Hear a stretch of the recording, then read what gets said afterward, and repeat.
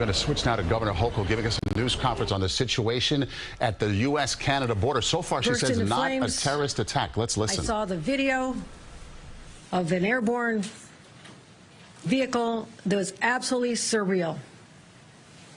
You actually had to look at it and say, was this generated by AI? Because it was so surreal to see how high in the air this vehicle went, and then the crash and the explosion and the fire. That video will be released very shortly. As I said, we're not aware of any threats to this area, but I state the caveat that the investigation is ongoing. If you can imagine, this vehicle basically incinerated. Nothing is left but the engine.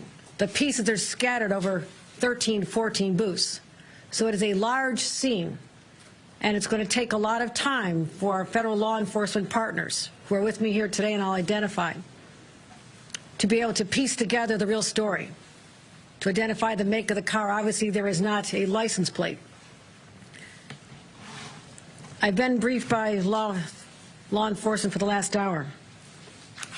New York State Police, Colonel Andy Crow, Colonel Allen, other law enforcement officials. I've been joined by Andy Bowker, who's the special agent in charge of the Customs and Border Patrol. I was also briefed by the SAC from the FBI. Also is on the phone with Secretary of Homeland Security Mayorkas. The FBI Director, Christopher Bray, has reached out. The White House has reached out. My staff has been in communication with all of them. I spoke with Senator Schumer, Senator Gillibrand, Congressman Higgins, local law enforcement, as well as local elected officials, because the world is watching to find out what happened here. And again, at a time when there's such high anxiety, stress levels are already high, and we've been on heightened alert since October 7th. That's why it's so important for me to stand here and tell the world, based on what we know at this moment, and again, anything can change, there is no sign of terrorist activity with respect to this crash. We've identified that this is a local individual, a Western New Yorker. 2 individuals died in the vehicle. The Border Patrol individual working in the booth was injured. The booth literally protected that individual. They went to the hospital with minor injuries and have been released. There is also, again, the busiest travel day of the year, there's a major disruption. And first of all, our cross-border travel. Right now, the Rainbow Bridge will remain closed while law enforcement continues investigation. Again, this is a large, widely scattered scene, and we're trying to identify all the elements to make sure that there is no unforeseen situations that we need to address before we can open again to the public. We're going to make sure the public is safe before they go back on the Rainbow Bridge. Also making sure the structural integrity of the booths. Also very important, our state DOT will be involved in that as well. The Whirlpool Bridge and Lewis and Queenston Bridge opening early this evening, probably open by now. Can anybody confirm that? Yeah. We're open now. Okay, they are open now. There's been a lot of people trying to get across. I appreciate that. The Peace Bridge, which was open, is already reopened half an hour ago.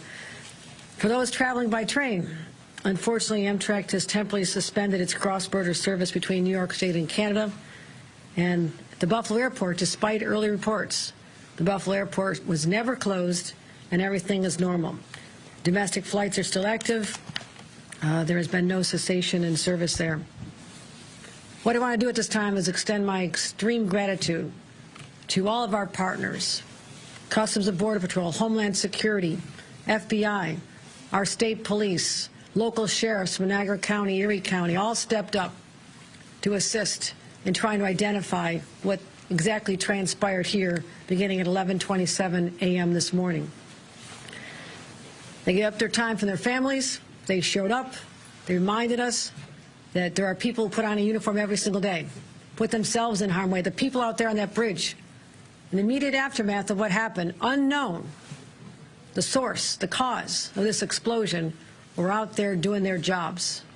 So I want to pause to give them just the gratitude of a governor and 20 million New Yorkers who sleep better at night because of their willingness to do this. They run toward danger. They should be with their families today, but they will not be. This investigation will go on for a number of days, and that's why we will not have any further answers at this time as to the individuals involved, the deceased, any motivation, and there's a lot of unanswered questions. But at this time, we just need to dial down the temperature right now. And that's what I plan to do as governor, just let everybody know.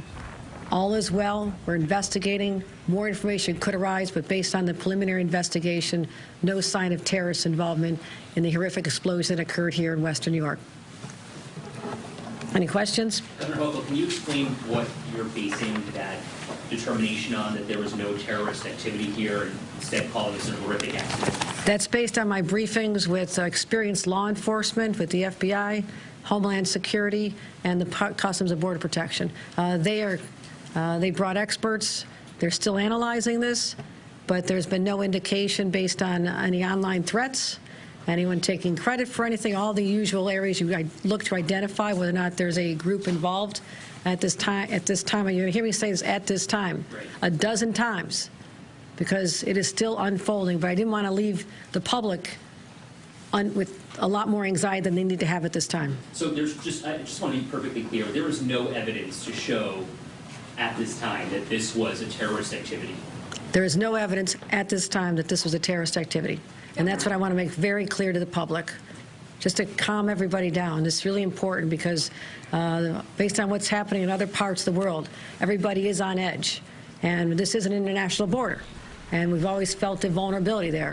And so there's Governor Hochul giving us the main news of the day. Everybody thought the worst when we heard there had been a car exploding in a ball of fire and smoke up there by the Niagara border. But it turns out it appears to have been a local person getting into a serious accident and turning down the whole temperature right now.